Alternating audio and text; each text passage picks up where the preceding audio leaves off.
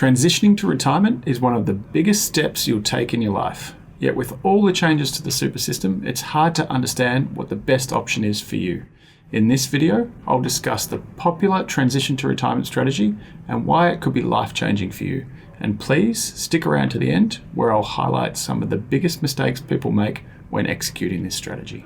What is a transition to retirement pension, or otherwise known as a TTR? In a separate video, we covered what an account-based pension is, and essentially that is the point at which you start using your accumulated superannuation assets to draw an income for your retirement. In the case of a transition to retirement pension, as the name suggests, this is when you start transitioning and make that decision that you intend to retire at some point in the future, but are not fully retired from the workforce yet. So essentially what you can do with a transition to retirement pension is replace your salary with income from super to a lesser extent than if you were fully retired. Now the big question here, and the most important one, is when can you start a transition to retirement pension? And ultimately, this is once you reach your preservation age. These days, for the vast majority of people, it is 60 years of age. Interestingly, up until a few years ago, you could meet a condition of release once you turn 55, but that has been phased out for the vast majority of people to need to be 60 years of age to access it. So given you can be 60 years of age, you can actually still be working, having turned 60, and start accessing your superannuation benefits far earlier than what the full condition of release age is, which is 65. Now, what are the benefits of turning your accumulated superannuation balance into a TTR pension?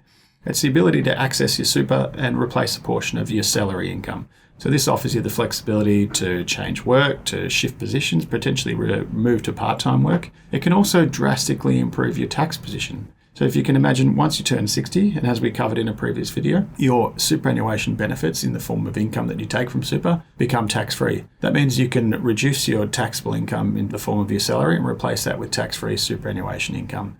It can also offer the ability to get used to retirement before you start and fully leave the workforce. Start finding those hobbies and start preparing for that transition.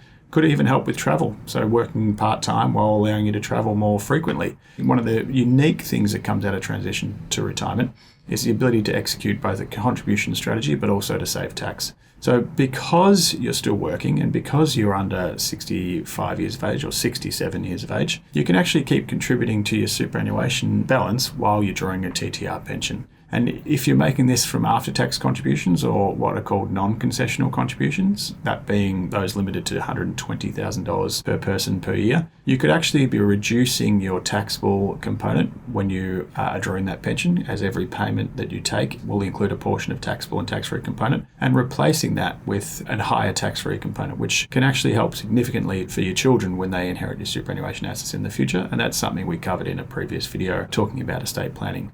But what are the downsides of a TTR pension strategy? In a surprise to many, and this only changed a few years ago, you no longer get the tax exemption that you do if you commence a full account-based pension. So when we say a full account-based pension, that means you've turned 60 but retired from the workforce, or you've turned 65 or met another full condition of release. And this is because turning 60 is only a partial condition of release, or not a full condition of release. That means that the balance within the pension assets, which are supporting the payment of that pension, are still going to be taxable, and they're still going to be taxable at the accumulation rates. That is 15% of income and 10% of capital gains if those assets have been held for more than 12 months. Now, this is incredibly important because this strategy was a no-brainer up to around 5 years ago, when the drawing of that pension offered a full tax exemption. These days, you need to run the numbers a bit more closely, and with the help of an advisor, you can do that to make sure you're not putting yourself in a worse after-tax position than if you weren't executing the strategy.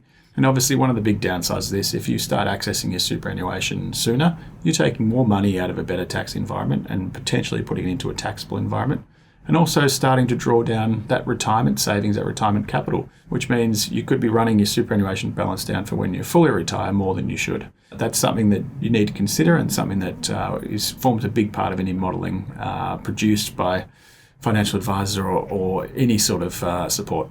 Now, what are the minimum and maximum payment rates for a TTR pension? The minimum payment rates are the same as for an account-based pension. The most important one here is that for those under 65 years of age, you have to draw a minimum of 4% of your 1 July account balance each financial year. And why do I say 65? Because once you turn 65, you can actually turn your transition to retirement pension into a full account-based pension. For those starting a TTR during the financial year, the minimum pension is prorated per day. So the number of days remaining in the year divided by 365 will give you your minimum pension. Similarly, if you commence a pension in June of any financial year, you're not required to draw a pension that year. The big change is around the maximum payment rate. So if you've only made a partial condition of release and are drawing a TTR pension, you're capped at drawing only a maximum of 10% of your account balance each year, as opposed to a full account-based pension where you can draw the entire balance at any time if you chose to. Not that that would generally be in your best interest.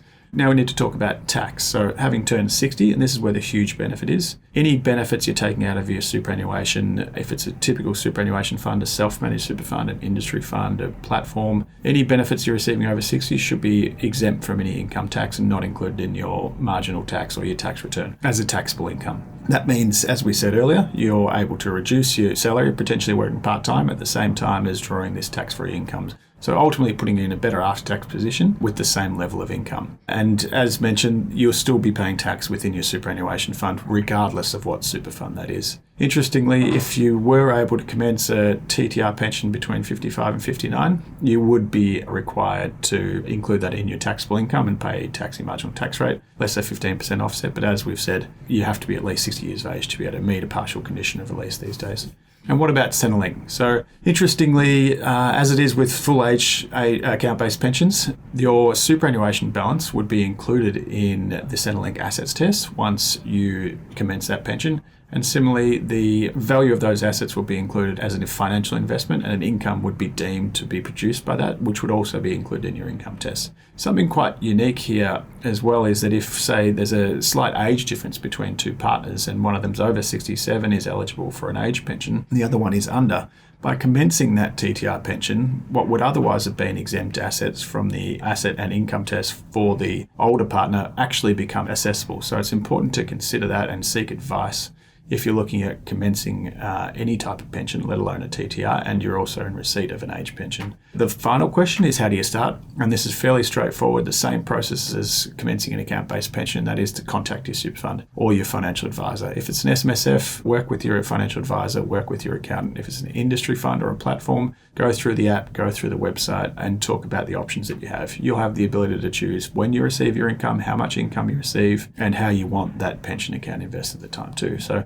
I said at the beginning of the video, I would talk about a couple of the mistakes and traps that come with TTRs.